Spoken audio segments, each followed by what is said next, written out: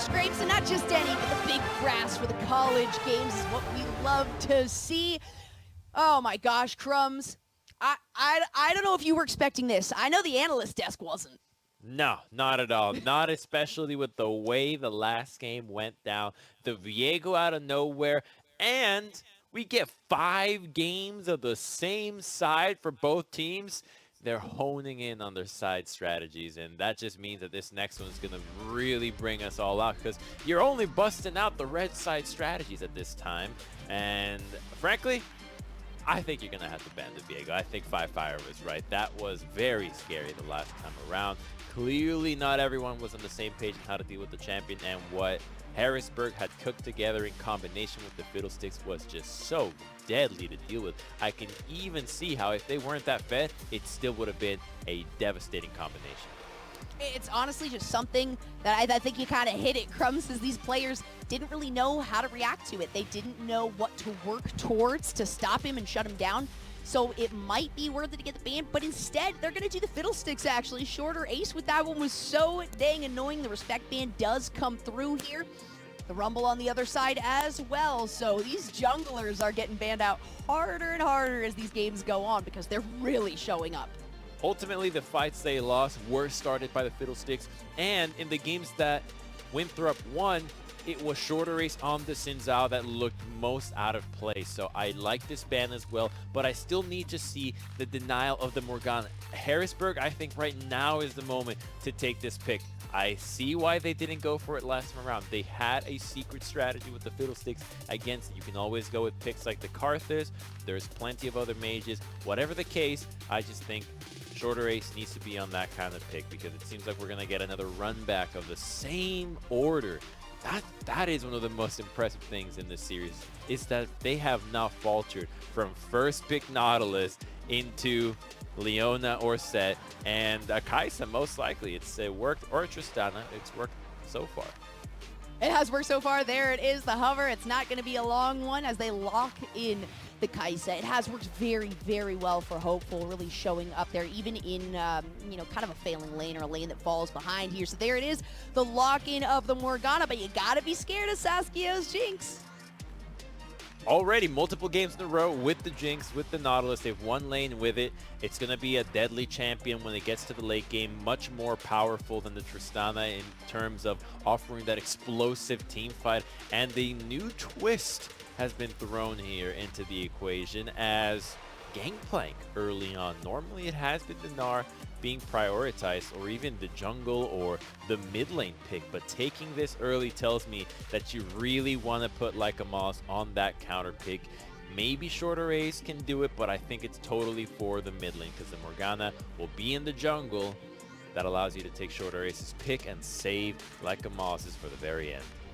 Remove Scurvy, very helpful against a Morgana binding. So that is certainly something that, just on this composition, these kits are a little bit nicer now. Honestly, just having that single ability to clean things off, to get, a little bit of a cleanse in there will help them. But a big problem that we've seen is the bottom lane here for Winthrop. They constantly have pressure, and Frost Force has been roaming so hard, even with that remove Scurvy. You gotta be careful here. They're gonna hover the Zac again. They did this last game, actually.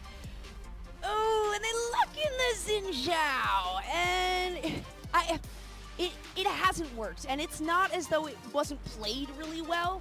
It's just he doesn't do the damage necessary, and when you're going up against someone like Morgana with insanely fast clears and insanely fast ability to come in and gank the lanes, it's still gonna be a long time in the jungle for Shorter Ace. Yeah, it's a maybe here for me with the Xin Zhao because you're not going to be playing to the top side with the Gangplank. You're going to be farming out on that lane.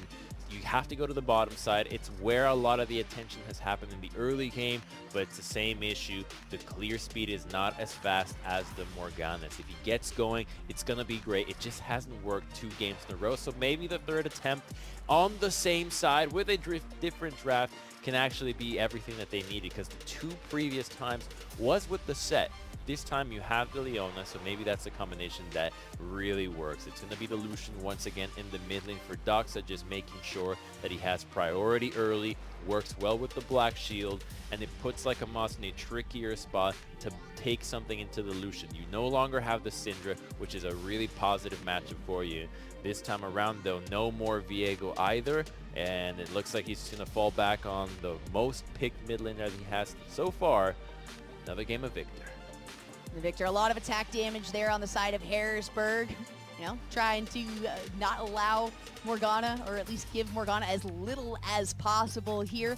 But a lot of damage coming from Leica Moss on that Victor, and it has been one of the more successful previous picks here for Harrisburg. But, I mean, there's a lot on the line right here. This is the deciding champion of who is going into the reigning champion of Maryville University. So the fact that these are their really confident picks and that Shorter Ace did resort back to that Xin Zhao kind of worries me. Well, confidence counts for more than the pick itself. So that could alleviate any sort of worry here, because if this is exactly what he's most comfortable on after having a good previous game, I think his mental's still fine. He's still playing well. It's just that the pick hadn't worked in the previous 2 games. Now, it's a matter of playing this pick well this time around and making sure that you correct those errors that were initially punished the first times they didn't work. Primarily that gank in the bottom lane and making sure that the team fights are a little bit more coordinated with your support. I think that they can hone in on that, and hopefully both teams bring their A game, because this is where they should put it all on the line. Final game, potentially they can advance to the finals or just be done with the tournament and in the best of 5. So you are exhausted. You've been up all day. You've watched the competition in the other semifinals. You're tired, so you rely on what you're best at, and if the Sin is it, then that's what it is, and the rest of the team tells you, you got it, buddy. They got to be proactive with the Xin. That's what I want to see this time around. And we've seen Shorter Ace loves to sit in bushes. But the previous times with the Xin Zhao, there ended up being a lot of wasted time by sitting in the bush, trying to wait for an opportunity. And then it turns out that Doxa just stays too close to the tower, that kind of deal. So I'd love to see Shorter Ace show up a little bit earlier. I know it's kind of hard to do with Frost Force being on the Morgana on the other side, but still, you got to make something out of this Xin Zhao before it gets shut down like it has every other time. Otherwise, Harrisburg is just giving this game away, and that is the last thing they want to do right now when their opportunity to win this game would bring them to the grand finals. They've got momentum, right? They've got that momentum from that last game. Even though Winthrop played a pretty good one, winning that one does play in your favor, although because of the nature of how close some of these matchups have been, I think that both these teams will approach this game even-keeled. So far, it seems like we have leashes for both junglers, so they want to prioritize them being involved in the map. Here comes the hook once again. We've seen this 4 times in a row.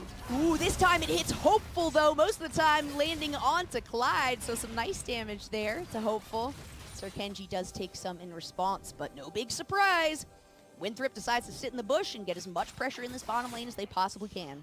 That's why so much action has revolved around the bush control, because the Nautilus and the Leona have similar abilities to just launch themselves from the Fog of War, hit your carry out of nowhere, thread it through the minion wave, and then you get the engage that you want. So using the sweeper to make sure that there was nothing in there and that they can retain that brush control, which translates into lane priority, and then you can get better recalls, help your jungler, find some roams. All in all, it just helps everybody out when you've got that controlled rush. Hybrids gets the Mega Gnar. I do like this matchup.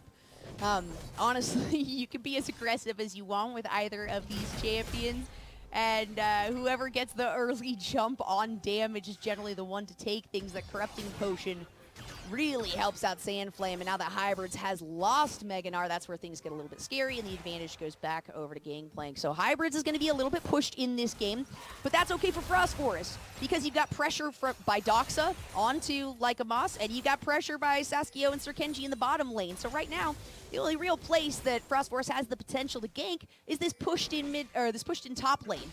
And of all the people they want to get cut out early, taking out Sandflame, getting some deaths on that player will really help Winthrop succeed in this fight. Oh, it absolutely will. Taking down the gangplank in the side lane, and you can give the kills over to the Gnar, just dominates the lane entirely because the Stride Breaker allows you to have so much kill threat onto the gangplank later on that it just forces him under the turret and relies on his global more than anything to actually participate. And so if you can do that, you can control the side lane. Same thing with the Lucian. It didn't quite work out the last game, even though they were in a position to do so. The Viego got out of hand as well as the Fiddlesticks. But without that crazy team fighting threat from the Fog of War, I think that these kills in the lanes, if they start trickling in, will mean much more than in the previous games. And trickling is probably how they're going to come through this time. We're not going to see a game number 1 or a game number 2 where it was non-stop fighting, not until way later in the game. Because of trepidation moving forward, this is the game that you need the most in here. Hybrid's looking for the engage. There's so much on the line for these teams, so it is going to be a little bit of that trickle for kills. We're going to have a really slow early start. This is what I've been waiting for, though. Frost Forest with the engage very early. Hybrids actually has to come around the other side. Has half of Mega Gnar still available. No ultimate yet. 4 Hybrids in the top. Shorter Ace is going to flash forward through. Hybrids just has to leap away. Ooh. And a flash from Sandflame. 2 flashes out on the side of Harrisburg, and Hybrids survives. Almost enough damage there. Had the Sheen. That's what he was counting on. If he was level 5, that damage would have been enough to actually take down the Gnar. So a good response there from Shorter Ace, but it ends up being summoner advantage on the side of on Winthrop. And the wave crashes as well, so they're not able to freeze it. Hybrids TPs back to the lane. Even though Sandflame has his own, it shouldn't be too much of a hassle, as he can always just catch this wave, recall, and be happy with what has happened, as the Zin can always return to the lane and take down the gangplank and the Gnar. Doxa move it in. Oh, the culling is going to come out. That level 6 advantage of the flash forward. Doxa finding first blood for Winthrop. Huge kill. That is so powerful for Doxa. Getting that first blood. Not only is a first blood money, the wave is now denied from like a Moz. He's going to have to TP back to the lane to make sure that none of it goes over to the side of Shorter Ace. Has the CS advantage, and without Flash, that means that now the rest of the squad can come to the mid lane. This series has been so involved with the supports and junglers showing up in the lanes and just ruining the day out of these mid laners. And now that you've got an immobile Victor with no Flash, he's going to be a sitting duck. Oh, sitting around the dragon is where they're going to be. A little bit of duck, duck, goose here. The recall is going to go through for Clyde. So they're going to reset it here a bit. I have faith that it's going to be a clear for vision and then just placement of their own. A lot less pressure in actually starting a fight around this, because at this point, it can really go either way. Whoever gets the better positioning to engage these fights. So Winthrop, while they're trying to set up for it, they want to lure in Storm once more, because that has been something that has worked incredibly well for them. It has, and yet that lure has to keep in mind that they haven't really swept the whole river. There's still that controller that spots them out, and they had that initial sweeper, and now with Leona and Kaisa seeing that that ward got placed over the ramp, they should know as well that the support was still lingering around. They don't know quite about Morgana, but with that information, they should know that this is a dangerous place to be. And you can even see it in the pathing that Leica Moss is taking to go catch the blue buff. Goes the incredibly safe way to make sure that he gets that, and gives no chance for Sir Kenji or Frost Forest to have ever been there and caught him. And a very smart move at that, because there's some really deep vision here by Winthrop. So you can tell they're like, all right, let's set up vision around this Dragon Pit. We're going to put some vision as well towards the red side, their red buff, just so we can keep an eye on Shorter Ace. So if we catch Shorter Ace up there, we know that we can make a move onto this Dragon. It is sincerely just a lure now for Winthrop. Sandflame gets jumped on again. The ultimate will be used there. Sandflame uses the ultimate of his own. That is a lot of damage onto Hybrids. Who's going to win it out? Oh. Sandflame is the one. Single-digit health is what it looked like. Shorter Ace, we don't need you. Oh, the solo kill is huge there for Sandflame. The wave is pushing back onto him so he can freeze it. On top of that, he was already winning with CS. It's the corrupting potion that makes the difference. A little bit of the minion wave as well. Thought he had it. Doesn't bother punching him into the wall. Instead, throws him back. So confident in his damage. Doesn't underestimate the damage of the barrel, though, and just suffers for it. No flash available for that one, so really just had to kind of sit in the bush. Let's take another look, though. Gets the double jump. Why not into the wall? Here's, right. Well, you know, why not into the wall? I get that you want to try to send them away from their tower, but at that point, you're going to get so much more damage down by knocking them into the wall, getting that stun off. It should have been into the wall. He thought that, well, I don't want him to use the oranges right away. I want him to be retreating away. Just didn't expect that the Gangplank would actually be interested in turning against him. And when he sees that, hey, I'm still fairly healthy and have oranges and have chunked him out, that's when Gangplank knew that the fight was won. So yeah, Hybrids with a bit of a misplay. Should have gone into the wall because the oranges were going to come out no matter what. And that gives some solid advantage, too, here to Harrisburg, at least in one of these lanes. You've got 20 CS lead for this Gangplank when you're looking at, 73 to 47 for the jungle. Not surprising that Morgana's doing much better, but that much better is a little bit intimidating. You've got the creep score lead really on the entire side of Winthrop, aside now from the pressure that this Gangplank has offered. So knowing that that 1v1 already went in his favor this early on means that there's going to be a lot more pressure, but more opportunity for Frost Force to move it on this gank because every single lane has been pushed for Winthrop the majority of this game. And that used to be a thing that junglers absolutely hated. Oh, why do you keep pushing the lanes? Why don't I have a single gank opportunity? But with the understanding of counter jungling and how easy it is to set up dives now with how much damage there is in the game, you can take full advantage of pushing lanes. And it often is the preferred way of playing around in League. And so these pushing lanes are so beneficial. Sandflame, he's not letting Hybrids crash this minion wave. Not at all. Hybrids had to get a refillable potion, but there is going to be an engage in the Dragon Pit, the flash forward from Shorter Ace. After the Solar Flare comes out, the culling on a Shorter Ace won't be enough to deal with their damage there. In goes Hopeful, in goes Clyde. The Killer Instinct comes out. Saskio is going to be the target here. Sir Kenji lands the passive there, but Hopeful with the flash forward finds the kill onto Saskio, and at least makes it a 2 for 0. Harrisburg is playing with a vengeance here. They immediately see that the Nautilus is caught out. They can go for it. The Kai'Sa has the ability to follow up, and the Victor has priority in the mid lane, so he can join. They also have Gangplank as a global to think about him. As long as they continue to play to this bot side of the map, you already have an incredibly one-sided top lane. Trinity Force completed at 11 minutes for Sandflame is just going to be so difficult to deal with. The CS advantage is going to continue to balloon, and the gold that Gangplank can get from his passive barrels is just going to take him out of this world.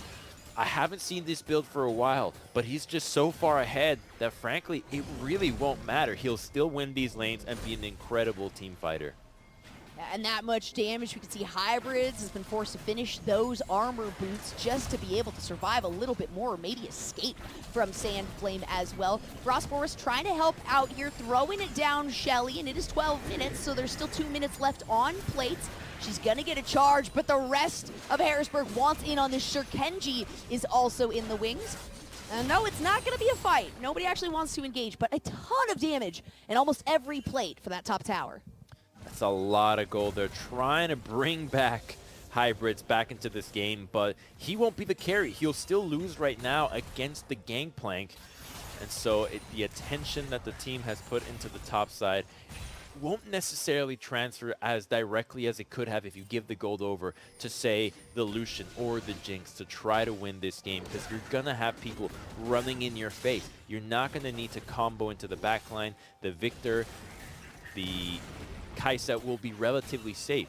You need to just kill the Xin, kill the Leona, and your double carries are going to do that job just fine.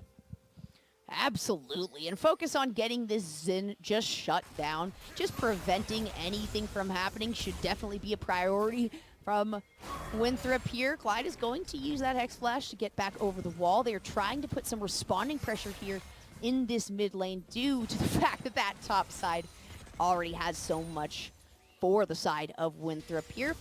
No big surprise, though, that the goal is very, very small in terms of a lead in favor of Winthrop at the moment, thanks to that dragon and thanks to getting a few extra plates there on the top side. But a really good job of Harrisburg, once again, just trying to staunch this forward movement from Winthrop, taking everything they possibly can. Even the little things matter. Oh, he got stunned. Sin did not land his W. Otherwise, Clyde could have gone in on that with the Victor following up. And they're okay just buying time because Spell Flame is up here, just doing so much work, getting those plates. And the Narb returns to the top side. You've got the Gangplank ultimate. He'll be forced to teleport or just lose lane. Here comes Leona going in.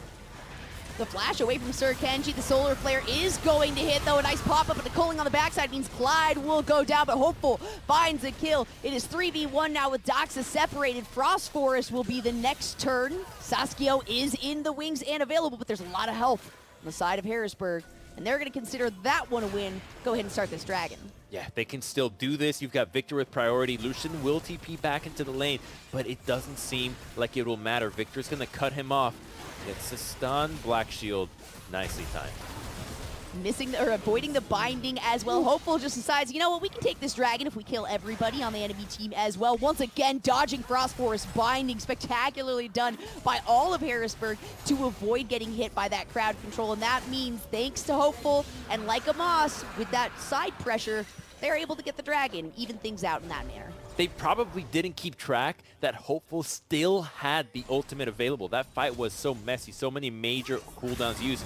They're going on to Nautilus. They'll let him go. Shorter Ace is not in range, but they're still crashing the minion wave and nobody is there to catch it. Morgana will grab that, not the Jinx, not where you want to see the gold going over. Certainly the case. And I mean, Saskia has had so much success in these previous games. Sandflame got caught out there. A ward from Hybrids means that it could be the end, but no boomerang available. Sandflame gets out just fine. Flash expended. Something happened in the top side. I mean, we know that Gangplank used his ultimate to help the bottom side, so maybe that was what triggered Hybrids to be this aggressive here in the top side. But he will get this turret. Shorter Ace has to be careful.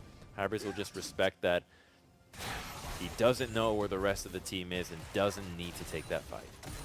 And misses the tower on that ult, actually, the destroyed tower. Like Moss is going to get flashed on here. Frost Forest, Doxa using that culling, and a nice binding for Frost Forest, followed by Azonia's, means that's going to be a pickup. Very low numbers here, though, for Winthrop, so it's going to be an engage there. Shorter Ace finds the one, throws out the ultimate, but takes too many tower shots. Clyde not able to be a part of that fight. And just a little more back and forth here. Finally, a little bit more success, though, in these fights for Winthrop. Really well played by them, taking out the Xin at the end of that, all while Saskio has been claiming some free gold in the bot side. So everything we wanted the Jinx to be getting, she finally has. That's 2 turrets in a few minutes from top and bottom, just opening up the map for Winthrop, and that's that 2,000 gold lead and the map control that can begin to blow this game wide open, considering so much gold has now gone into the pocket of the Lucian, who is going to be a menace to deal with in the sidelines. Already dangerous to catch with the Gale Force. Jinx can join him in that as well, and that means that the carries are that much safer. You've got the Black Shield, good front line, and a great ability to disengage against a team that's going to have a hard time getting onto your backline. Unless Xin jumps on you, Leona is entirely reliant on skill shots, and her range is not good enough to consistently get onto the Lucian or the Jinx. Especially when you've got Gale Forces available. A Gale Force, and then Lucian also has a dash. So those 2 Gale Forces are huge. And then on top of it, you got the Stride Breaker, so extra mobility from Gnar, who already has a leap of his own. So double stacking these mobile champions is certainly helping Winthrop at least hold off and find those victories. But how far can they push it? They're going to try to start this Rift Herald. Shorter Ace kind of got out here. This shouldn't be a fight, to be honest. No, it really shouldn't fighting over Kelly at this point when you have no vision for yourself, and your Leona is so far away, who's so important to start these fights. It's just not worth it. So they'll be there a little bit too late once Leona has arrived. But in the meantime, we've got a 1v1 between Gangplank and Gnar going on into the bot side. Seems like Gangplank has won that, but we will see that in just a bit. We do have a pause. Well, hopefully be heading right back into things. Let me double check. No, nothing, no update. We don't know exactly what's going on, but hey, this isn't our first pause, so we've done this rodeo before, huh, Crumbs? Yeah, we have. It's League of Legends. It's what we deal with all the time. It gives you time to reflect and think of what has happened in the game, because so far it's very even. And that's exactly what makes for a great Game 5. So many Game 5s end up being just one-sided, and you get the feeling that you know the outcome of the game long before the Nexus explodes. Not this one. Not even close. Gold is even. Compositions are relatively well matched. So for now, we're still watching to see a major fight take over. Somebody in the sidelines getting a critical advantage and tell us where the game is headed to, because we don't know, and I think the players don't know just yet. They're still waiting for that opportunity to blow the game wide open.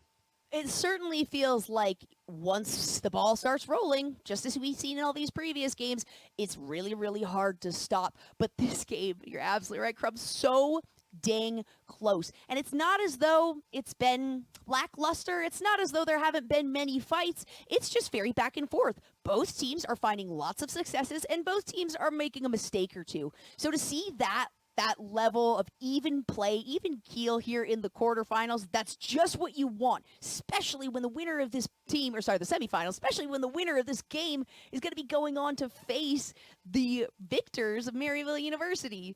So I love to see how even this one has started out. I'm sure all of the players are really stressed, especially thanks to this pause here, but got to keep that even mental. Take a little bit of a breather. Hopefully this gives them an opportunity to kind of reassess, realign, recalibrate, and then head back in. It's so important and makes such a big difference going from you play in the finals. People ask, how'd you do in that tournament? Oh, we went to the finals. It's like, whoa, the prestige, impressive. How'd you top 4, right? That's confusing. No one really knows. Did you get third? Did you get fourth? We got third. Oh, but you didn't play these kinds of tournament. No, finals. When you tell somebody that you got to that, there is just a level of excellence going to final tournaments every single time. And so this is what the teams are playing for. And I like that they have been a little bit more cautious in the previous games. Might be how long they have been playing, but I just think that they're playing a lot more careful. There were a lot more mistakes in the earlier games just because they're testing the waters, seeing where are they getting punished. I think a big one was Clyde was getting caught out in 2 of the losses that they first suffered, but now pulling back the reins, letting a lot more of the mid lane, like a Moss, shine, which was the recipe for victory in the first game. Playing around the lane instead of looking for these plays by themselves has been something that Harrisburg is doing a lot better this game. Super exciting to see, especially Game 5. Like you said, Crumbs, that's exactly what we want from a Game 5. Nice, even play.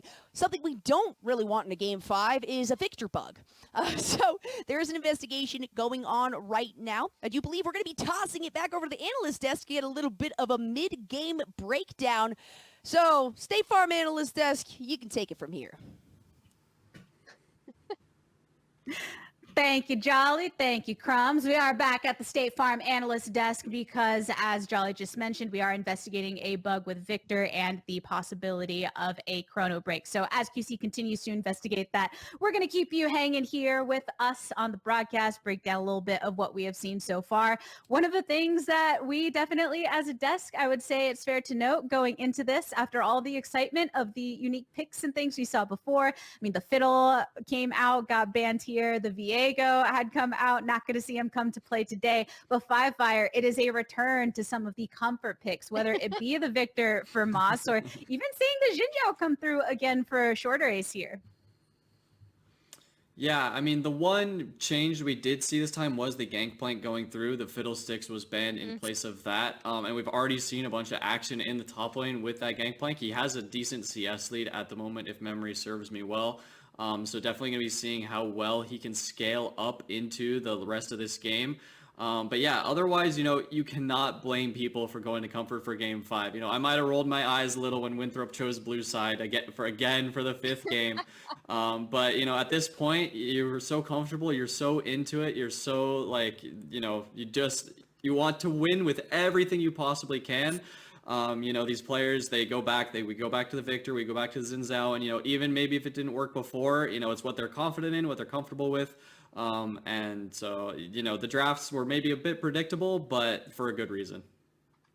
And I think I'm glad you pointed out that it didn't work before, because I know like Jolly was just like, no, not the Xin Zhao, not again. As soon as they locked that in on the cast. And I'm like kind of with her, kind of not. I like Xin because of the way he can interact with lanes early, right? And I do think how they rely on shorter race in this game is to get involved with the game as early as possible, become kind of this threat everywhere. And I mean, we're still seeing him give up a lot to the Morgana in terms of farm. And what's been really interesting to me is that on the other side, we have Winthrop believing in the Lucian. I think Lucian is an incredibly powerful pick. Like I said, he gives you auto mid priority, which is massive because lane diff also equals jungle diff and vice versa. So if you have something that just gives you auto prio mid like the Lucian, despite the fact that it didn't work out as well in previous games, I still really support them picking that up. And then obviously you're going to be relying on Saskia's Jinx, which we've already seen be successful. So kind of to echo what Five Fire said, I didn't mind the way the drafts went. Obviously, on the one hand, there's two ways they could have gone, right? It's like, it's game 5, we pull out the weirdest thing we've been prepping in scrims. Or it's game 5, we're going to rely on stuff that we know we're familiar with, that we know if we fall behind, if we make a mistake, we're so comfortable on these picks that we know how to play them really, really well, right? And that doesn't just mean like I have the hands and I know like the spell rotation. It's like you know how to communicate with your lanes, you know how to communicate with your teammates around how you want to play with these picks. And I mean, we've already seen 2 solo kills already, so I think we're kind of seeing that come to fruition, right? With both the GP for HU and the Lucian for Winthrop. Yeah, we can definitely see why that GP was banned away, but I definitely like that you're talking about Doxa's Lucian in the mid lane, being able to get that priority, because Winthrop have been able to do this game what they did in their previous 2 wins, which was get those early objectives. They got the first Dragon, they got the first Herald, they were looking poised to be able to take first tower. And in the previous games that they won, those were really some of the catalysts for them to be able to continue to snowball and carry into the later stages of the game. But meanwhile, also for Harrisburg, they are also finding some early kills. So the Xin, wasn't completely useless. He was still finding some purchase. And Poor Zinza. I actually really like him. He's like one of the only champions I play jungle. Yeah, but yeah, so he was able to still find some use, get some trade kills back, keep his team in the game. So we'll have to see if he's able to still find those use as they scale up into the team fights into the late game. But yeah, so both teams right now they're at least feeling okay, and a pause like this is really tough, I'll say, as a player in game 5 of a series. The last thing you want to do is just be taken completely out of the zone, just have to sit there, stare at your monitor, you can't even move the map or anything like that. So I feel for these players a lot right now, and I hope they're keeping their mentals high. It is a tough situation when you kind of are in the middle of that adrenaline and everything comes to a halt, especially considering the state of the game. I mean, I'm looking at some of the last moments that we saw, and as our casters were talking about, things are extremely even, less than a K of gold difference between the 2 teams. Drake on both sides. There's fairly even with the turrets as well, just a couple down on one on the other. And when we're talking about that, getting towards the late game and some of these picks, right? I mean, look at the bot lane. You've got Jinx on one side, you've got Kai'Sa on another. These are very comfortable picks that have worked for both of these players. If we're thinking Five Fire about, Saskia and how that matches up against Hopeful on the opposite side and maybe what they can bring to the table, considering that they do have a lot of that potential when it goes into the later game on their comfort picks. Yeah, so actually one thing I mentioned to you guys earlier on the desk when Jinx was locked in is Sasuke Jinx. Those are two words that go together well in my head. He's been around a long time, known him for a while, and always whenever I would play against him or see him, I'm like, oh, Sasuke Jinx, need to think about that one. So he definitely has potential to pop off in this game. He has a lot of good frontline and setup for him. He has, the Nautilus, the Gnar with all the CC, as well as the Morgana who can give him the Black Shield to really carry in those fights. Also, Doxa's Lucian, though, can pull off some crazy things in late game fights. We saw last game, even though they were behind and they were down, Lucian hits 3 items and he's all of a sudden, he's a 3-item AD carry, right? Some people think maybe he falls off, he gets a little bit weaker in the late game, but he can still pull off these huge carry performances.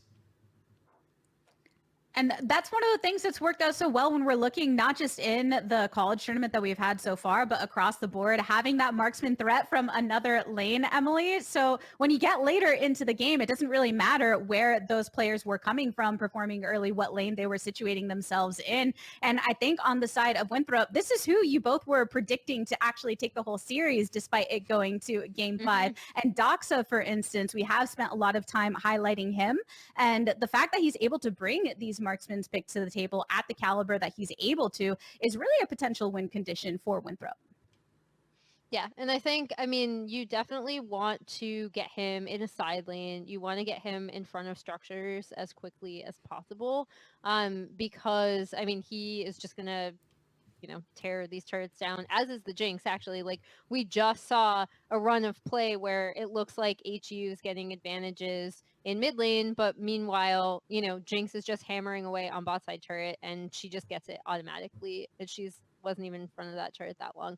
So for this, Winthrop comp, I really want to see them rotate their AD carries around to pretty much end the laning phase, because that makes a pick like the Victor uncomfortable. It sets the Xin Zhao back to where he has to be participating in skirmishes instead of looking to get his lanes ahead, right? And I'm not saying that Shorter Ace hasn't team fought well, because he has. There's been a few like missteps in terms of communication, I think, with HU that we've seen in their fights. So we've seen similar from Winthrop as well. But I think he's actually team fought with this Xin Zhao pretty well. And so it's just in terms of what you want from this pick. You want him to be in lanes early. You want him to be snowballing this early game. And to echo something that Firefire said, I think that it's really important that we still see Winthrop getting so many early advantages. They still have incredible priority over this Rift Herald that they've been able to pick up almost every single match. And then additionally, they did end up getting that first Drake as well. And I believe they ended up getting first turret with the Jinx also. So I think it still seems that every time HU end up getting a pick or end up going for something, even when they get something out of it, Winthrop are able to strike back. They do have, in my opinion, a little bit better understanding of the macro game overall. And that's been a huge part of why even in their losses, things have seemed pretty close. As a reminder to everybody that is watching, you can see we are in the middle of a pause for a potential bug on Victor that is being investigated for the possibility of a chrono break. So that's why we're hanging here on the desk currently, looking over what's happened in the game so far. Yeah, Victor. I blame Victor. I never like Victor's pronounce. Victor, I heard it. Go ahead. Like playing Victor really well. Yeah, it didn't happen to any of the other games. Honestly, even me, I'm just trying to rack my brain about any of the Victor bugs I know, and I can't even imagine what was going on. I thought the champion was relatively bug-free. We had Viego, the king of bugs, last game, and we didn't have any pauses like this. So a bit unfortunate for the players, but those things happen. As a player, you have to try to do your best to stay in it, keep in the game. And if there's a chrono break, I've actually never seen that as a player, so it'll be interesting. You've never had it happen in one of your games? Nope. Oh, wow. That actually surprises me. All right. But yeah, I'm actually, you do bring up a good point. How did we get through a whole Victor game without, I mean, not Victor. See, now all the V's, they're getting mixed up in my head. A whole Viego game without any issues. And then Victor coming through and just wanting to rattle things up a bit here. A couple of fun facts that we have for all of you watching, if you didn't know. We were actually talking about how it was funny looking at Saskia and saying, where's a new picture for him? Even his Twitter picture is a little old because the dude has been around for long enough where he has, if he were to win this championship, he would be the first 3-time CLOL champion. So let that sink in a little bit, especially considering a lot of these players have played for multiple teams. I mean, Frost Force, one of the biggest things for him is the fact that he was just over on HU just last year and is now playing for the Winthrop side. Five Fire, being that you are very prominent in the amateur scene, which collides a lot with college as well, do you feel that there is a lot of switching from the players between these programs? And how do you feel that does kind of affect the flow and the growth of it overall, considering kind of the long stay that we have seen for some of these players? I mean, you know, it's pretty standard in the amateur scene. People are swapping teams all the time, going left and right. In collegiate, I know for a lot of people, it's about finding the right program, the right place that they want to put their effort into. But you also do have these standout players like Saskia, like Frost Forest, who are just demonstrably a super high skill level. Doesn't matter what program they're in. You're going to see them in top 4. You're going to see them in finals even potentially. I mean, we even were talking about earlier in the first series, you know, this Maryville roster is completely different than the one that won 2 years ago in 2019. So there's a lot of shuffling, but a lot of it is fun because you get to see new players, you get to see new stars, new talents, people pop off. And yeah. I love to see the pop off and just all of the crossover. I mean, we've already mentioned how Doxa is pulling the double duty, performing here in the CLOL Championship while also serving as the TSM amateur mid laner. So, I mean, we just have to pay those props to all the players where they are due. But being that we are continuing with this pause currently, we are going to be going towards a commercial break very soon. I'm just making sure I am correct on that. So yeah, we're going to be getting into that very soon here. I think I got it right. I'm reading it now. All right, friends. So we're going to continue investigating this. And when we return, we will continue with our coverage currently. Everybody stay tuned.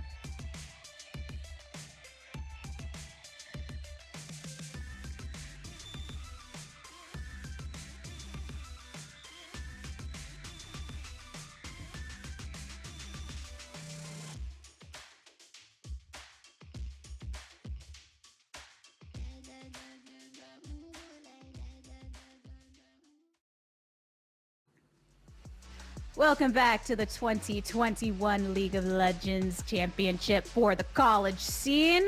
We appreciate your patience. We know that we have been in this pause, but I am happy to tell you that they have fixed the issue. There was an issue with some difficulty in upgrading the Victor Hex Core ability. So they have fixed the issue. We're just waiting for the chrono break to happen so that we can get back into game. There was none of the game itself was affected. So now we're just going to be getting into it smoothly.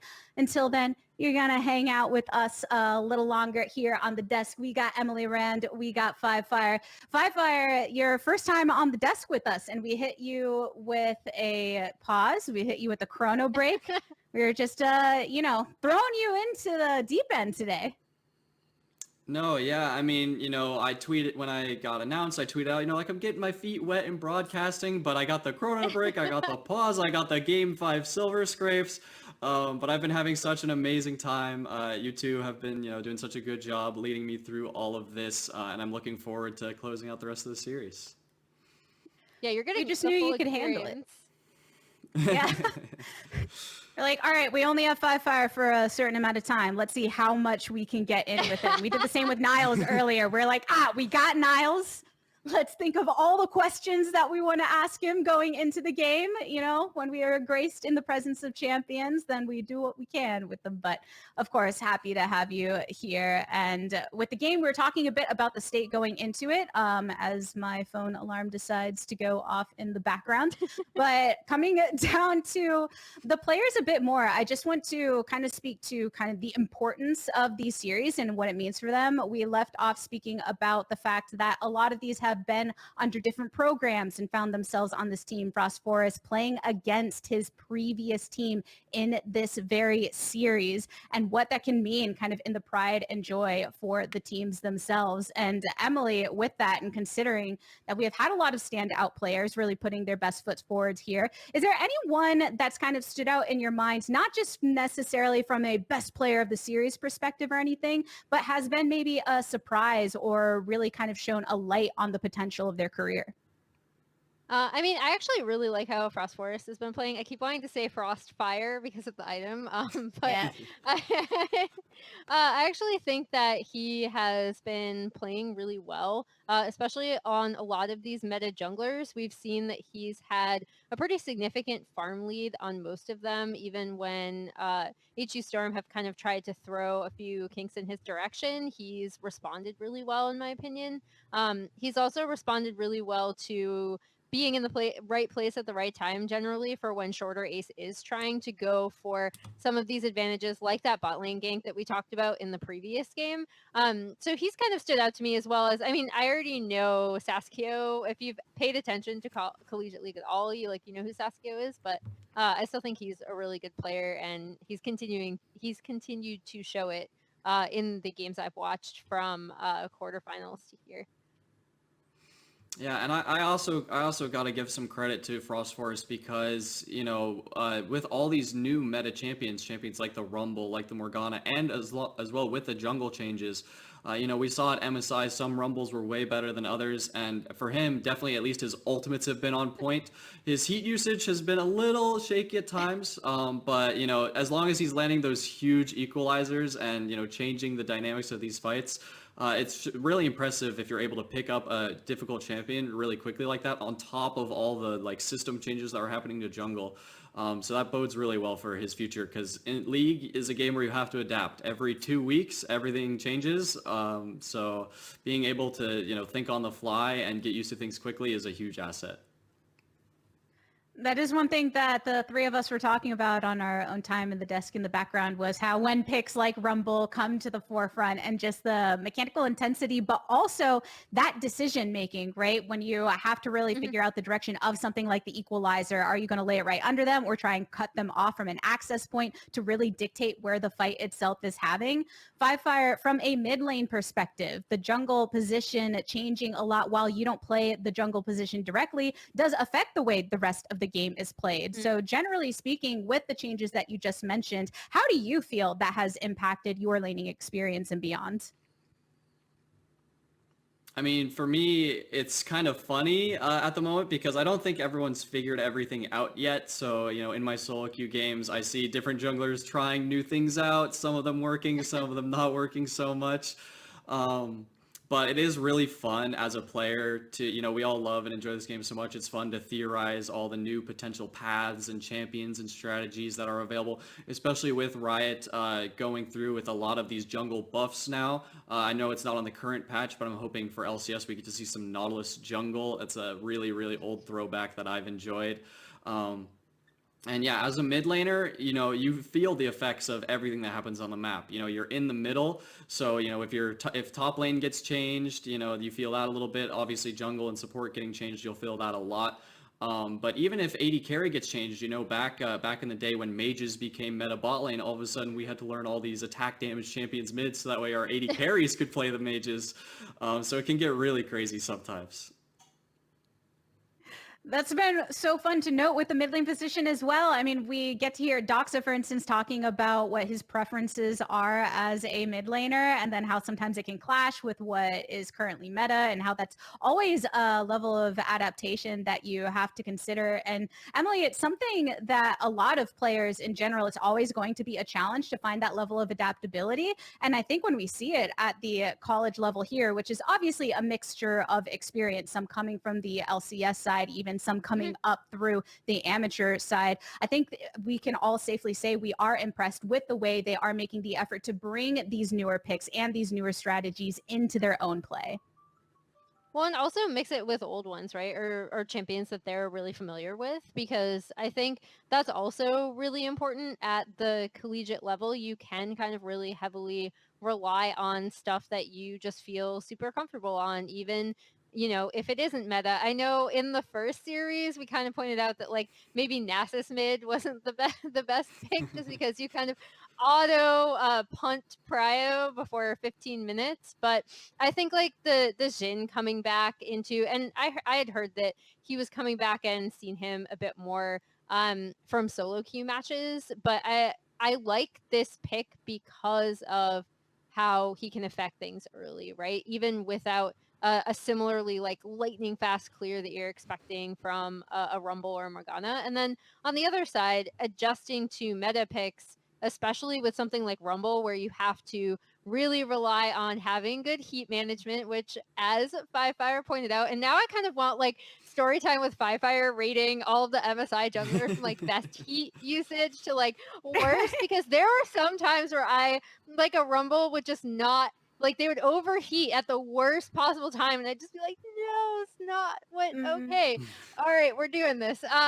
But with something like that coming out from the Rumble specifically, I think I'm glad that you talked about how mid lane is affected, and really the entire map is affected, right? Because jungle to lane communication is so important, and because the jungle changes so dramatically, so frequently, it actually affects the entirety of the map. And so you need to be communicating with your jungle, especially on a pick like the Rumble or even the Morgana, because you're going to be typically doing the full clear, making sure that you're contesting for crab, which we've already talked about the importance of doing that in support roams. And then additionally, coming into some of these like mid-game skirmishes with leads, or like with Herald to get prio mid and rotate so you can fight over Drake or something like that.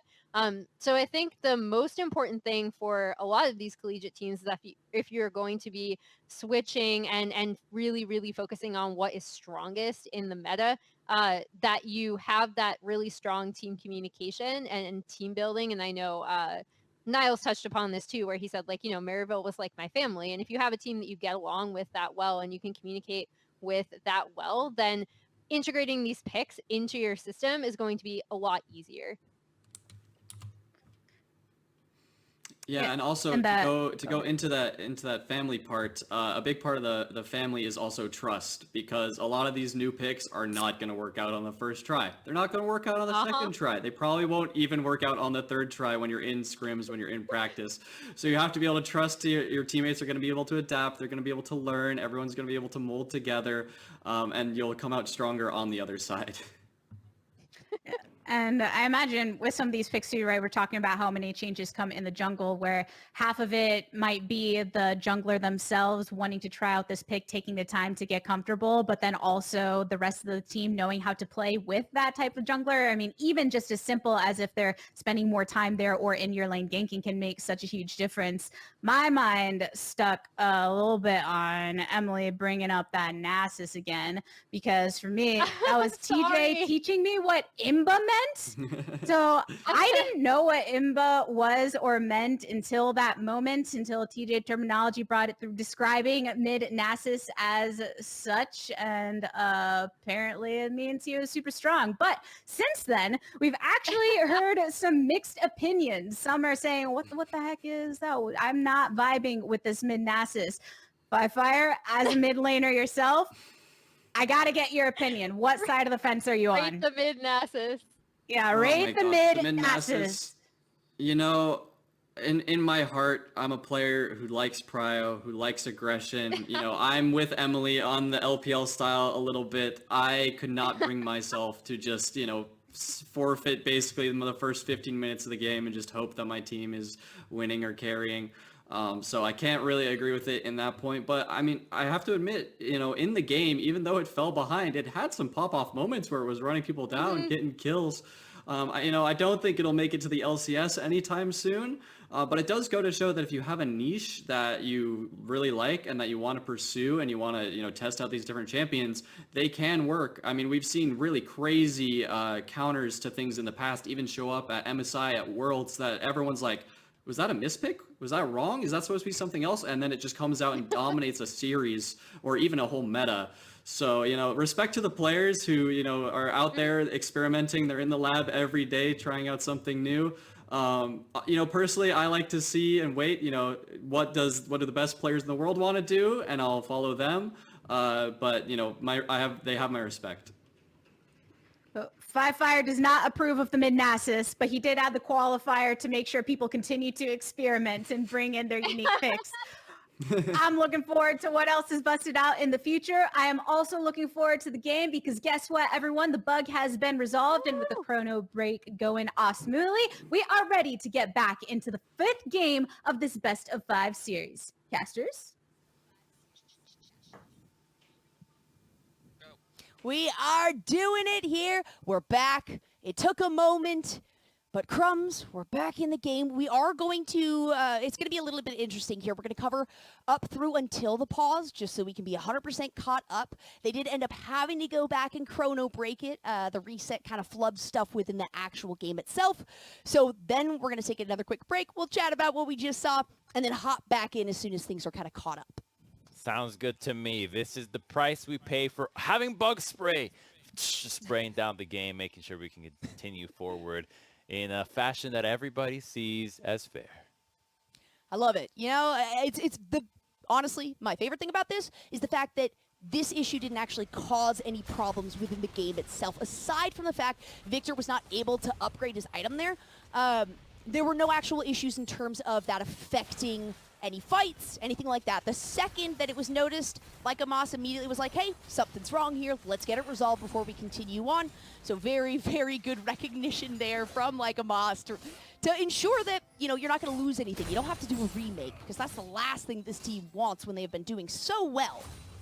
Yeah, I am glad, too, that the Observer started us off with the Gangplank Gnar 1v1. Saw it in the minimap, didn't really know quite what happened. Seemed like Gangplank had the advantage, and it's just a continuation of everything that has gone his way from the beginning of the games. And that's going to be a pressure point that Harrisburg will be able to count on. They will lose this Tier 1, though, so seems like Winthrop is advancing their map control fairly well, and with Delusion being able to now have the Essence Reaver, he's going to be just permanently glued to the side lane, won't run out of mana. This could be the beginning of them ballooning the goal that they currently have. 30 seconds into the Dragon, though everybody's resetting, trying to make it for this one. I'm just so glad we're back in the game, Jolly, frankly. Just the fact that we're seeing League of Legends, I'm happy. Same. And it's a game 5 too. And it's so dang even. We got interrupted at such a good point in the game here. Luckily though, again, no real issues. So we are going to be able to kind of hop right back into things. So it could have been a lot worse. And for this issue to happen in the last game, it is unfortunate. As Fire was saying on the analyst desk, it is really tough for the players having to sit at a screen and wait for that game to be available, especially if you're on the opposing team and aren't really aware of exactly what's going on or when it might be resolved here. But we're back in it. And hopefully these players have not adjusted their mental from where they were at before this pause took place. And the Dragons going down. It will be the blue team that takes it. And oh my god, just instantly melted his Frost Force. There was so much damage from the Icathan Rain. They took down Morgana, and now they're all routing back to the top side. Jungle is down. The rest of the squad actually path towards the bot side of their own jungle. Harrisburg is going for the throw here. They're going to set up around Baron. They have a control ward to actually start this and keep out the vision. They don't see it. They don't see it. They just use the Scry Orbs now, but they have to quickly move, or else they're going to just finish it without even having to turn. Not everybody is on it, though. They haven't done a ton of damage, and it looks like, once again, Winthrop just kind of wants to bait out a fight around this objective. Or, sorry, Harrisburg wants to bait out a fight, but Winthrop is a little bit smarter than that, acknowledging, all right, we can see that you're baiting. You're not actually dealing that much damage. We're not going to start a fight here. Yeah, it's not the Kraken Slayer Kaisa. And that fight was actually won without the Gangplank ultimate, since it was still on cooldown when the 1v1 against Nars just happened. So it shows you that Harrisburg is very strong right now in taking down these 5v5s. The Xin going in with his ultimate is really effective at dealing with the likes of the double marksman, Kaisa Lucian. The Saiskyo, very close. Oh, super mega death rocket, so close. And in the meantime, on the bottom side, Doxy uses the Coaling, almost takes out like a Moz, but this is going to be shorter. Ace stealing a nice double buff away from Doxa. That's a shutdown too. Gold going over to the Xin. He's now getting fed with the Frostfire Gauntlet. This is a dangerous pick to start giving Gold over. This is how he needs to claw back into this game. Already 50 CS down, but if he can continue to find kills anywhere he goes, that's exactly what Harrisburg needed. We got a few minutes of action just to whet our appetite, just to feel for what is coming, because we won't be here for long. The game will resume shortly. Yeah, just gotta let it catch up to where we're at in this point in the game, but always nice to at least see how things went up until that pause, because we did get a minute or two of, no feed there. So still very even. I mean, it's only been a minute or two, so it is relatively at the same exact place that we just saw. But once again, the aggression is coming through around those objectives, and it's gonna be whoever decides to initiate these fights and whether or not they find success within it to really push forward on these objectives, because instead of actually taking them, they're really using them as lures, both teams now, and it's working out. Yeah, it really is. And they're recognizing who is playing a little bit overextended, because it was the Lucian who had the Reaver thinking, oh, yeah, well, I'm very strong now. I can just pressure whoever I want. I will overextend. Bam, instantly ganked. That's exactly what you need to find right now, because you might have forgotten about the jungler. It is a long day for these players, and frankly, this is a big part of just being a professional League of Legends player. The stamina is always an aspect that is often overlooked, in that you have long days, and the pressure that each game that is competitive in a series that is a semifinals for the entire championship just is so much heavier than playing a long day of casual scrims, of casual solo queue. These are condensed moments of pressure, and they really add up. And when you get taken out of them, like Fire had mentioned, you really start to realize, oh, wait, I might be more tired than I thought. The adrenaline wears down. The thing that was keeping you up suddenly has faded away, and now you have to build that back up. And that's an area that every single player has to go through. So being mentally tough to be able to overcome it and still play your best is the making of a great player.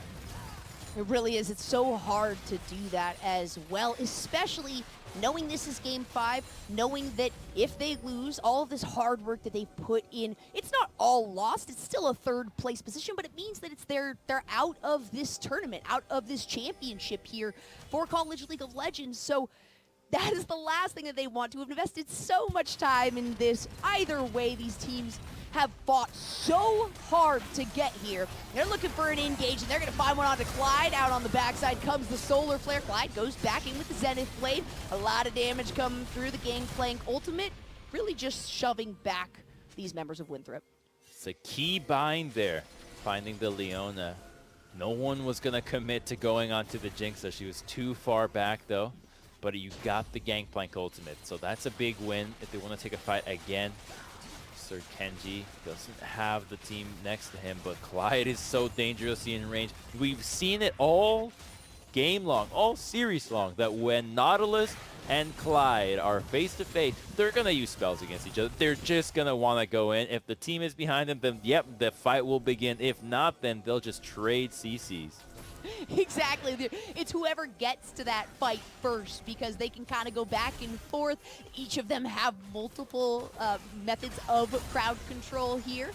And now a move up. Gangplank is the only one separated away from this fight, as we do have all 5 members of Winthrop trying to defend on this mid tower. 7 seconds until the next dragon is back up, so high priority, and the fight begins. The binding doesn't hit, but in goes Shorter Ace, gets rooted down. Hopeful dealing a lot of damage on the backside. The cooling coming out, and it will be a kill thanks to the burn there from Frostforce. They're going to continue on this fight like a moss. Goes down to Doxa. So much damage on a Hopeful. Down goes that member, and Winthrop is finding a massively successful fight here. They're only going to get the 3, but they got a flash out of Gangplank and a lot of pressure, plus that 3rd dragon. They might even position themselves to go for Baron. It might be too long of a walk. There's the teleport for the victor, so they will just take a nice reset that will prop them up for the next fight. And they won that fight entirely out of vision. The control ward where Sir Kenji just based right now was everything. Clyde was not able to hex flash over, and so when Shorter Ace is forced to face check and use his ultimate defensively without being able to go in, by the time he engages, seeing that his ultimate had already been used, the cooldown of it, the time that it allowed him to stay safe had already worn off. So he uses it now, is thinking, I have my ultimate already, I might as well go in, but it's already too late. It fades away, takes a little bit too much damage from the culling, the burn from Morgana is enough, and then the team splits up as they still don't have vision over these rushes. Both the side brush and the one where they're fighting at right now were entirely under control from Winthrop, and now they're going to go for the Baron. They're going to move on to Sir Kenji. Winthrop waiting for the time to disconnect from this, and that Gangplank ultimate is going to be the key. A reset onto the Baron, and a no fight to come from this. But a prevention of that Baron being taken is definitely worth Sand Flame's ult. Yeah, you've got the Gangplank ultimate, but no fight should be allowed to happen for the next few minutes, so it should be back up as vision gets regained in the Baron as the teams fan out back to the lanes. Topside will have to be caught, though, and see that Victor is slowly positioning up. Has no flash, so he has a target on his back.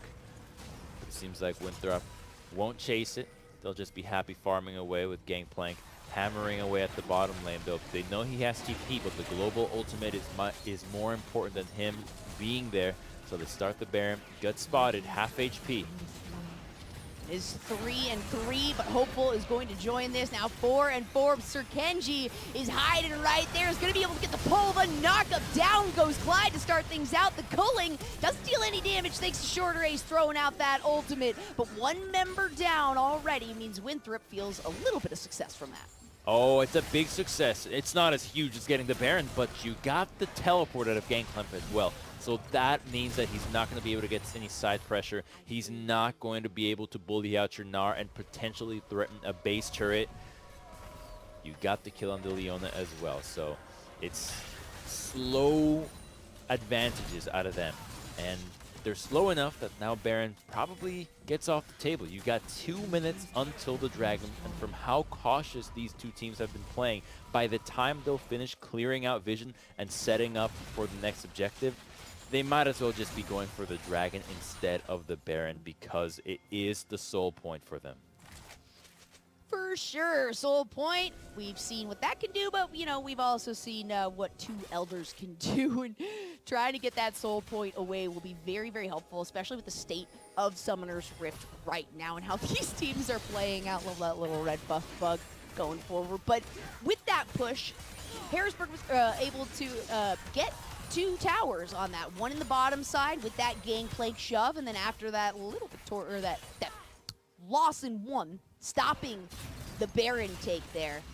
Getting the mid tower. So while Winthrop is still feeling very confident, still has a 1K gold lead at the moment, Harrisburg is taking everything they possibly can to prevent this snowball from coming through. And hey, it's almost 30 minutes into the game. Honestly, this has been such an even keel field for everyone here. It's incredible to see this go out to a game number 5. And gonna expect another 40-minute game from these guys. That's how even they are. It's how you want it. You want it to come down to the very last fight. A fight that has everybody get wiped off, right? Maybe 2 members survive and they're strong enough to end the game. That's the kind of game we want to see. Now, it can obviously devolve into so many other random scenarios which are just as entertaining, but the high-octane team fights is what we came here to see, where everybody has to deliver. Give us your best form for team fighting. They know how dangerous this brush has been. So far, Shorter Ace has had to ult so many times. They see a member, he gets hooked again. They're still going to engage. Locked out onto Shorter Ace, who uses the ultimate. Maybe a little bit early on that one. Hybrids is close to Meganar. They're not going to find the binding from the Morgana, though. We got a little bit of a split here from Winthrop. Hybrids looking to go in on the backside. Can they pinch out these members? It's going to be a tough one. There is the binding onto the backside. The Colling's going to come through, but a lot of damage thanks to the Gangplank ultimate. Oh my goodness, Saskio! Look at those autos. Another shutdown right there. Doc's going to flash forward, get a killing spree. Clyde has to flash over the wall, and the pressure is on from Winthrop. Clyde, the second to last living member, doesn't have a flash available. Doxa just needs to land another hit, and that's going to be it. That spells Baron for Winthrop. The control of the right side brush of mid lane has single-handedly won Winthrop this game. With the Soul, with the Baron, they are so poised to drive this one home. Twice they were able to catch Shorter Ace with the hook. He had to face check, had to use the ultimate in response, and then it was just too easy for them to teamfight with the double carries to kite back. There's nobody that can stand in front. The Leona gets popped instantly, and so we're going to take a look at this. Shorter Ace has already used his ultimate and already fallen back, and when the bind lands, the carries are stuck in there. The team is indecisive. They don't know whether they should stand and guard like a Moss or move forward. Both choices would have ended in their death. Either no follow-up from the Victor or they just get collapsed on, and it's the vision from Winthrop and the ability to punish Harrisburg every time they go in that has really been Harrisburg's undoing. They have been punished relentlessly, and the first time it was not a big deal. This time around, though, the objective gain for Winthrop might just be too big to overcome. That was a huge lead. That tips the gold away from just 1 to 2K, and this is without even utilizing this whole Baron push, getting the advantage in that gold as well. Now, Harrisburg still has many an opportunity. They are not too far behind, but they need to find a way to stop the pressure here. They need to not allow Winthrop to get a lot off of this Baron buff, because that can easily turn things around. And oh my goodness, the flash forward by Sir Kenji. Beautiful, followed up by the ultimate. There's going to be the GP ulti as well. Sir Kenji with the stopwatch going in. Shorter Ace is going to get rooted up by the traps here. A little bit of a separation from Winthrop, but a lot of damage onto Shorter Ace, and an attempted flash over the wall, but it didn't make it, a little too far away. One member down of Harrisburg means that Winthrop wants to take this fight to something more. It's a 1-for-1. You lost the Nautilus and traded it for the Xin, but the Lucian can still push. I think Harrisburg have actually defended, though. Lucian is pushing by himself. They might be able to transition this Baron advantage into the tier 2 in the top side, but they surely will not get an inhibitor out of this push. Lucian by himself, not enough to take on 2 people at the same time. So the fight, the look that Sir Kenji had, there just was nobody that could immediately follow up with him. It resulted in his undoing. but it still will give Winthrop much more gold. And that gold and experience too. Dox is at level 18 right now, so 2 levels up on the opponent. Makes a lot of sense. 341 creep and a 600 gold bounty for this player sitting at 6, 1, and 6. The damage dealers have found success again on Winthrop, and that might be the end for Harrisburg unless they can find another shutdown. It was a great job to prevent that Baron buff from getting them any further. Just a little bit of a crack into the base, but still having 2 inhibitor turrets up is a nice consolation for Harrisburg, knowing that they gave up quite a bit in the previous fight. Yeah, and they're still alive, right? That's the hope you've got. You're still living. You gave up a lot, but you were still going to get another fight. It just cannot be happening in the same fashion that it's been going, where the Nautilus gets an amazing hook, and then somebody's forced to use their abilities to disengage. They're already chunked. This late in the game, when the marksmen are so powerful, you just are not a tank anymore. You have to kite back. You cannot afford to take free damage. And so that's the way that Harrisburg have to play these fights if they want to stand a chance, especially since you're dealing with Ocean Soul regeneration for the tanks of the enemy lineup. You have to make sure that you do not burn unnecessary damage. You need to make sure that Lycamos and Hopeful are maximizing their DPS before you even think about going in. And you got to keep an eye on the Gale Forces as well. Both of them up here for Lucian, for Jinx. There's just so much mobility, so much initiation or disengage, however they decide to use it, because they have many options here. Harrisburg's kind of looking for a fight on this one. 3 members of Winthrop going to combine forces here towards the mid lane and shove them away. Oh, long-range binding. That's got to be max range right there. Now Winthrop is looking for a pinch to prevent Harrisburg from reaching their base again. They're just going to push in the mid, though. They own the red side, or the right side of the jungle. The blue side is double control warded, and Lucian is split pushing, but he's not going to overextend. They don't know whether Harrisburg has based everybody. They're just going to linger around here for the objective, waiting for the waves to crash. And part of the reason why they're struggling here is that the minion waves crashing aren't entirely synchronized. The bot lane crashes, then the mid lane, and so it's easier for Harrisburg to send multiple members at a time and not have to worry about getting split pushed down. So if they want to do this, they're going to have to coordinate in the split pushing department. Lucian is now in the bot lane. His wave is crashing, but these binds are doing so much work. They found another one. The zap as well forces the flash away from Clyde. It looks like Harrisburg might escape, though. Good dodge on the binding by Lycamos. They're able to get back to their base safely. Those binds and zaps from the Fog of War are being so damaging to Harrisburg. Oh, good hook. Good hook. It's going to be followed by Zonia's, though, and the shorter ace is going to engage throughout the ultimate, followed by the Gangplank ultimate on top. Winthrop navigating away from the massive amount of AoE damage ahead. Yet they have Ocean, right? They can just spend this time regenning and continue to look for the fight. They go again. There it is, and the traps land here. That should be a Clyde down. Frost Forest will find that with the Tormented Shadow. Finally, Hybrids gets in, but another ultimate that's not into the wall. Shorter Ace is going to be able to flash away from that. Doxa is trying to get Sandflame out, and Saskio, what? Just so much dang damage coming from this player. Sandflame might not be able to get out of this one alive. Doxa does not get the final hits. A little bit of lifesteal, a little bit of heal there from him. Saves his life, and oh my goodness, that was a close one right there too. Sandflame barely getting out of things. No flash available on any of these members for Harrisburg now, though. They're gonna get the inhibitor.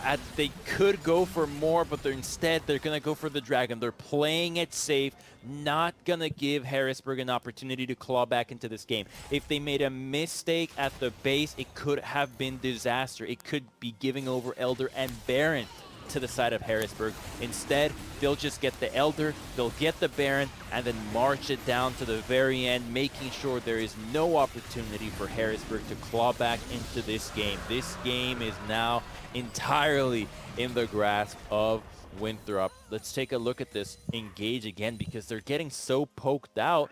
Clyde oversteps, thought he had the corner to protect him from the hook. Instead, gets hit by a fat binding. Now you're at a numbers disadvantage. Winthrop goes full aggro. Doxa is 1v1ing the Gangplank on the bot side, but it doesn't matter because the fight elsewhere is so much more one-sided. So many flashes came out of that. Sandflame was the only one who had a successful one and got Doxa's flash out. But there's still 2 members of Winthrop that had theirs available and some pretty long cooldowns on those summoner spells. We can see that on Harrisburg's side, it's really Clyde that has the Hex Flash, the Ignite available. Obviously, Smite's got the lowest cooldown there, but you've got so much opportunity from Winthrop. 2 teleports still up and available, 3 flashes, the heal from Saskio, and they're going to go straight into starting up this Baron. They have found now a nice gold advantage. They're going to send Dox at a push and potentially distract Harrisburg here. Winthrop is getting this Baron. There it is, Dox. Woo! And it's okay. You know, Dox, yes, you lose the Baron buff on Doxa. That was a flash in from Doxa, actually. But honestly, it was like, all right, I'm going to keep this team here. We're going to get Baron no matter what. You guys can push. I'll face the gray screen. He's feeling himself. Didn't have to be that far up because that Baron will actually slow down the push for the team. They won't be interested in pushing all the way to the base at this numbers disadvantage, but the Elder with the Baron is just so darn strong. He has teleport, so he can rejoin in the next 25 seconds, so it really won't be that big a deal if they just keep the pressure up but don't put themselves in a position to get engaged upon.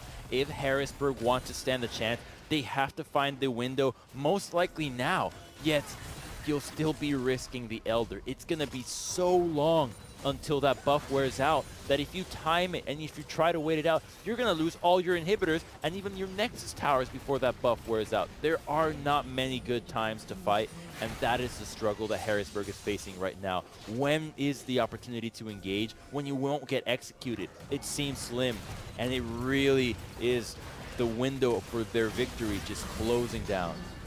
You gotta just let him get under tower. The only towers you have up and available right now are the Nexus towers, which is so unfortunate because you don't want this to be the last fight, but Harrisburg needs to hold off where they can. If they can find an engage here under their own tower, you can see Clyde's looking for something. He's gonna go in on the backside. Out comes the GP ult to follow it up. The culling as well onto the shorter. Ace Hybrids gets locked down, popped up, shoved back. Hopeful takes so much damage there, but is able to get out in a route onto Sandflame.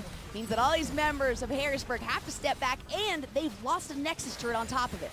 The TP's back from the Gnar. Ocean is still regenning them. That's going to be the Zonias as well from Frost Forest to avoid the stun. There's so much damage from Saskio, and this might be the end of the game. Second Nexus turret destroyed. Give another kill over to Doxa, and that will be the end. Winthrop University will go forward and face off against Maryville University tomorrow. We got so lucky, Crumbs. We got so lucky. A hard-fought victory. We really did. The way it played out, we got that beautiful Viego game, and this last one fought down to the wire, seeing so many little things that actually amounted to the win for Winthrop at the very end was a joy to see. I loved how the draft ended up shaping so much of how they wanted to play, particularly the Nautilus. 5 games of Nautilus. I just love that consistent. You warm up on the pick and suddenly you're finding all the hooks that win you the game. And I don't even know if there was a warm-up time necessary there for Sirkenji on that Nautilus because it was hook after hook after hook. And they banned out the Thresh specifically because they didn't want any counters every single time. It ended up working out, but it was so hard fought by Harrisburg. They put up such a good fight. They were taking as many advantages as they possibly could, but Winthrop just managed to get one really solid team fight. They got the Baron, they got the Elder Dragon off of that, and that's really where the gold lead toppled over in their favor. But you can't dismiss how well Harrisburg played into this massive team of Winthrop, who was predicted to be in the grand finals anyway.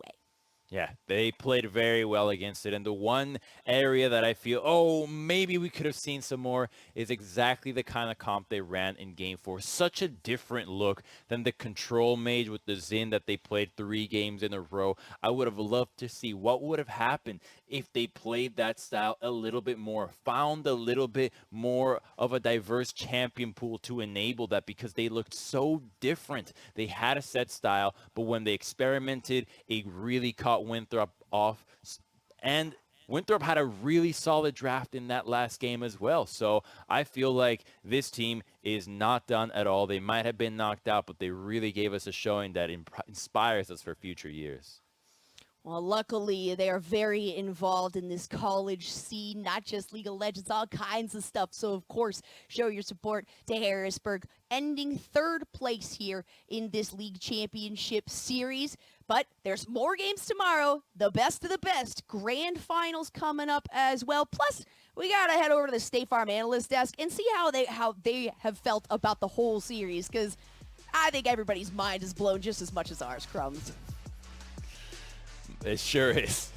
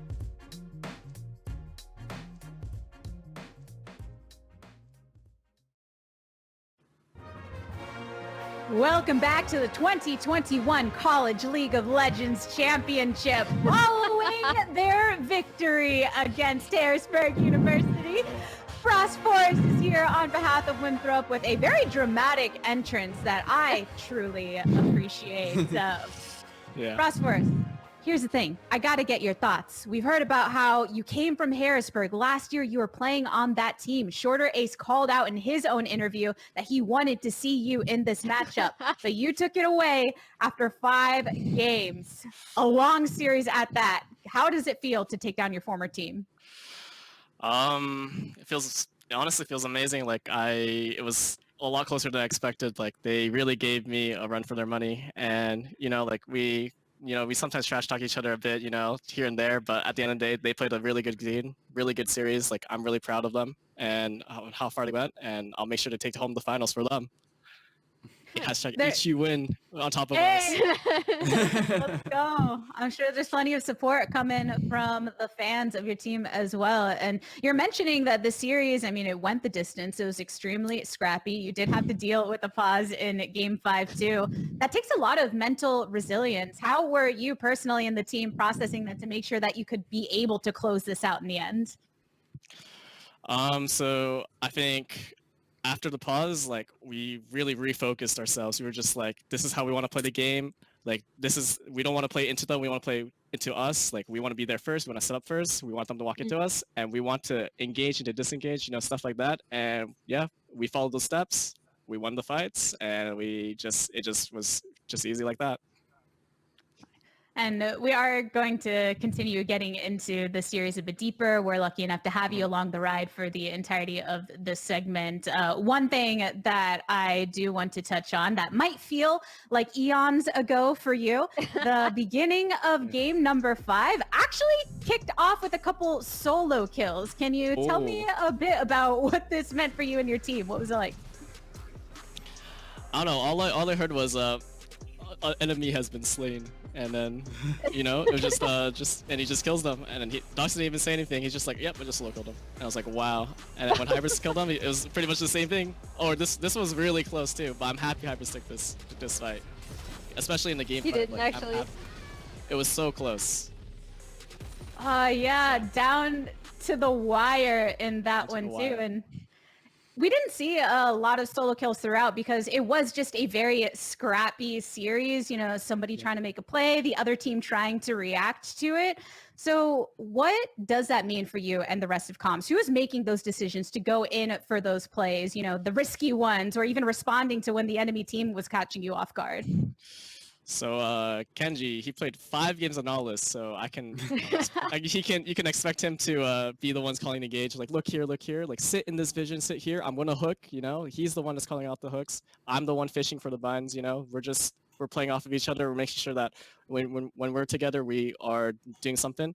And he's really a pivotal part on why this team is succeeding in a lot of these fights, especially since he's the only engage and he's the one that controls the vision. Like it's all really on him, and I'm really proud of him today for taking control of that game 5 and going all the way.